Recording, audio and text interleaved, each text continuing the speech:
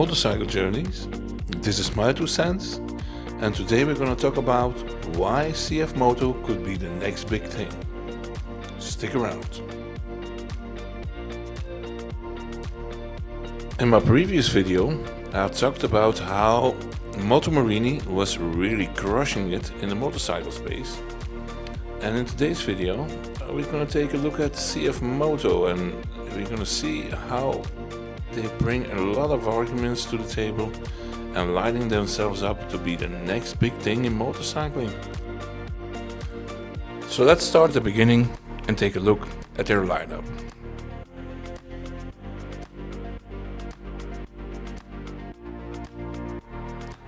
First up, the Papio, a 125 single cylinder aimed at the urban young market and in a head-on collision course with a Honda Gram. It looks really cool. It makes you want to be 18 all over again. It's okay, I'm not in that age segment, but hell yeah, they look cool. They're gonna sell well. Although not available everywhere, this thing is gonna crush it, especially in the urban market. For the young people who want something snappy and something cool to move around town, yeah, this thing is gonna crush it.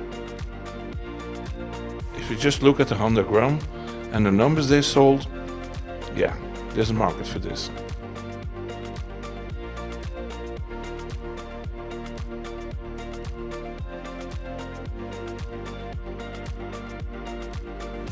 And then there's the NK lineup. You have a 125 single cylinder, you have a 452 cylinder, and you have an 802 cylinder with about 95 horsepower, which is a lot of fun. And on top of that, they have a 675 triple cylinder engine built in-house, and to make it all even better, they built a sports bike for the street with it. And don't you just think it looks awesome? And it is cheap as chips. So this thing is gonna be a real success.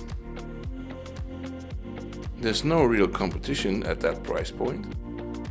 And it has about 88 horsepower. Really nice. It really looks the business. If you would like some more grunt down low, there is still the 800 two-cylinder, which delivers 95 horsepower and ample torque. And it just looks great. It's a really neat design. It has a lovely dash. It really looks the business, yeah. And then there is the 450 MT, a bike that is highly anticipated.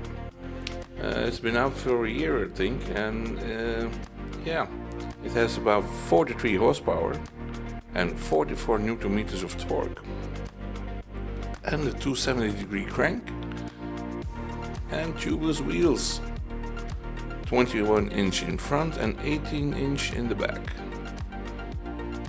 The seat height varies from 800mm to 870.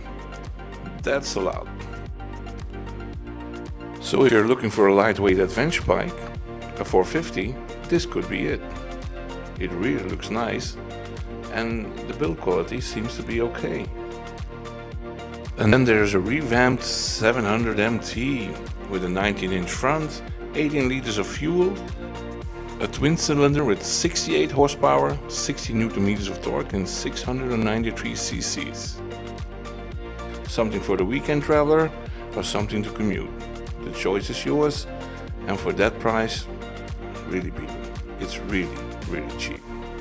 It has heated grips, a heated seat, a new dash displaying tire pressure monitoring data, a dedicated ABS switch, and full luggage racks. So yeah, you got the whole package. This thing is set up to travel, no doubt about it. And now it's time for a real banger. The 800 MTX. This model brings greater off-road focus with a 21-inch and 19-inch wheel combination, a 90 and 150 cross-section rally vacuum tires, 3 riding modes, rain, sport and off-road, ABS, cornering ABS, traction control, a quick shifter and cruise control. It also features a 7-inch screen with a tire pressure monitoring and dual USB charging ports. It's a larger adventure bike designed for on-road or off-road. This thing will deliver, without breaking the bank, a real bang for its buck. Yeah, I'm pretty sure of that. So, it's time for the conclusion of the video. And at the beginning I asked, is CFMOTO the next big thing? Well, CFMOTO is definitely making waves in the motorcycle industry, but whether it's the next big thing depends on a few factors. Affordable pricing is one. Their bikes offer features similar to Japanese and European brands at a very low cost, a much lower cost.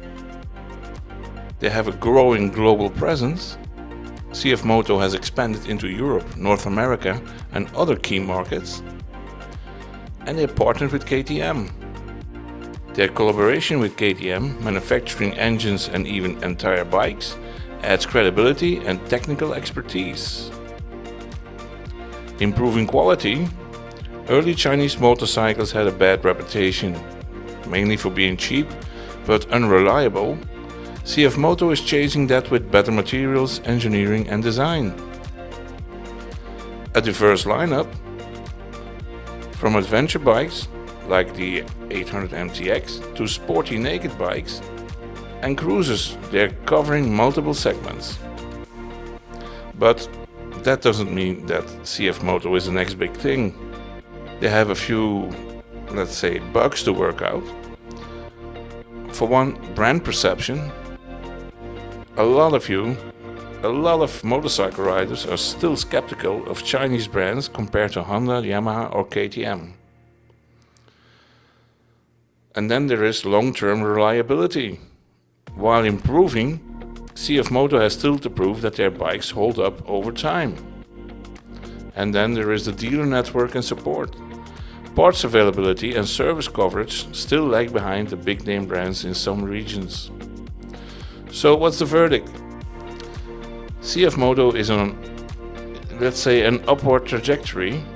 They're not quite at the level of the big Japanese or European brands yet, but they are quickly closing the gap. If they continue improving reliability, brand trust and dealership networks, they could be a serious contender in the next 5 to 7 years. Would you consider buying one? Or are you just curious about their rise? I'll see you guys down the road. Drive safe and see you next time.